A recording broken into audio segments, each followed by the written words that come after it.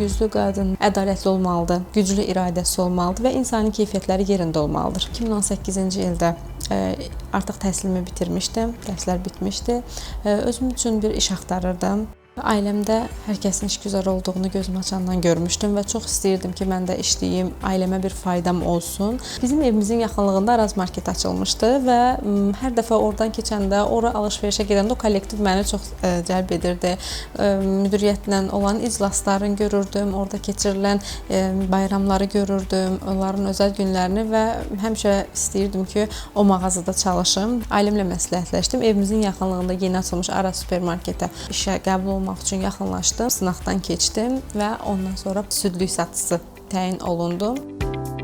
Həmin dövrdə işlədiyim mağazada təcrübəçi baş satıcı olmağım üçün mənə böyük dəstək göstərildi və mən baş satıcı olduğum müddətdən sonra artıq administrator vəzifəsinə təyin olunmuşdum həmin filialda.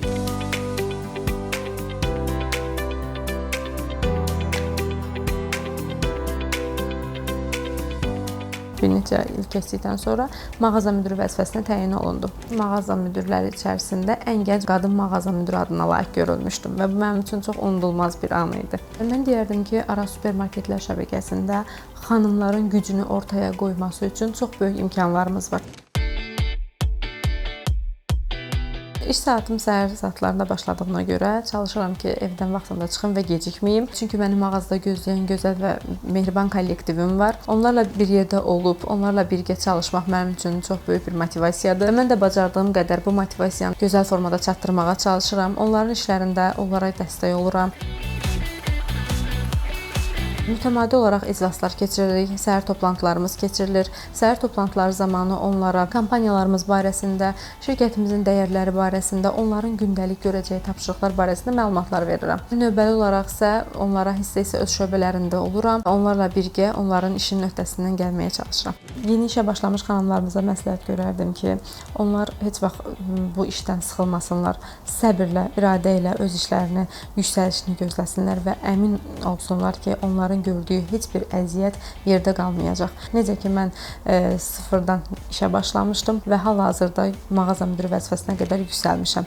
Yəqin ki, mənim bu müsahibəm də onlara böyük bir motivasiya olacaq.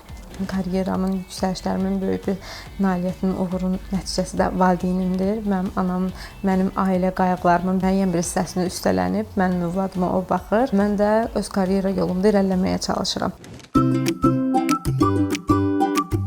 Mənə karyera yolumda dəstək olan ən böyük dəstəklərimdən biri isə mənim həyat yoldaşımdır. Onun dəstəyi çox böyük olmuşdu mənim karyeramda. Hal-hazırda da biz ailə qayğılarımızı bir yerdə bölüşə bilirik. Onunla biz bütün işlərimizin öhdəsindən gələ bilirik. Bu bizim işimizə heç cür mane olmur. Həyat yoldaşımın məni başa düşməsi isə vaxt ikən onun da Araz supermarketlər şəbəkəsində çalışmasına irəli gəlir. Mən düşünürəm ki, bütün xanımlar özünə müəyyən bir müddət ərzində vaxt ayırmalıdırlar. İşdən gəldikdən sonra mən də öz növbəmdə kitablar oxumağa çalışıram. Uşaq ədəbiyyatı ilə bağlı daha çox kitablar oxuyuram, mütaliə eləməyi sevirəm və kitablar mənim üçün övladımı böyütməkdə daha çox dəstək olur.